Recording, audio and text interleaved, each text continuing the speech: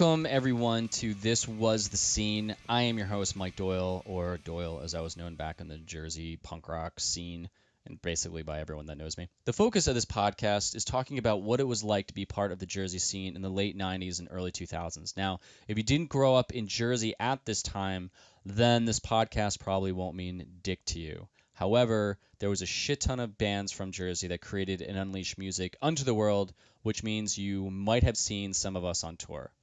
In that case, this is kind of an origin story on where we all came from. So how did I get involved in the scene?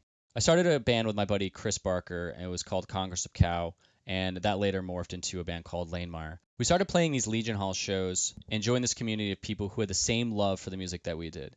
Now, I never liked high school because I didn't fit in, and I hated cliques, but once I showed up to these shows, it was like everyone there was me. We all spoke the same language. We instantaneously became friends with people in the pit. We hung out at diners afterwards.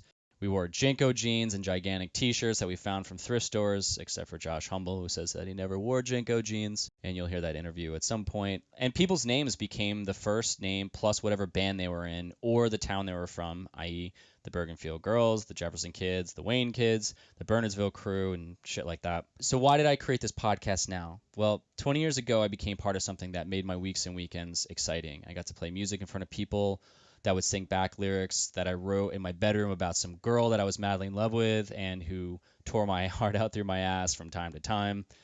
Don't worry, we're actually friends now, which is good. But that's what it was. And all I wanted to do with my life was write and tour and eventually sell out Irving Plaza or Roseland. Now, that band was Lanemeyer, and it never made it to where I wanted to go because we were basically a time bomb at all times, and it finally went off in early 2001. But I still love that time in my life. To this day, I still try to follow the punk rock ethics that were instilled in me by always doing shit my way. And then sometimes I feel complacent, and that's when I do shit like this. It's like, what do I want to do? Well, I want to talk about the Jersey scene, so I'm going to create a fucking podcast. Great.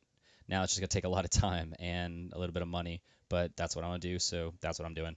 Back in the day when life was shitty, I would write music, and I haven't really had the itch to write any more songs, so I thought this would be a way to write a different kind of album. How it started is I asked a question in this North Jersey Facebook group if people would be down with the podcast, and the response was pretty awesome.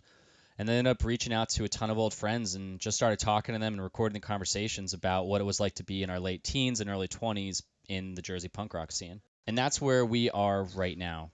What I hope you get out of this podcast is that it basically just is very nostalgic and it makes you smile and, you know, has you search for old albums you haven't heard of in years. The best thing is I'll be drunk on a Friday night in Spotify and I'll be like, man, what was that Weston song that split with Digger that I loved? And I'll find it and be like, holy shit, it's actually out there. Or you'll find some other random things like a Less Than Jake single from back in the day. Or I'll look up the old Humble record and play Faith 98 like 10 times in a row.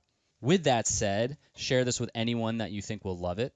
And let's get started. And by started, I mean the next episode, because this one's over.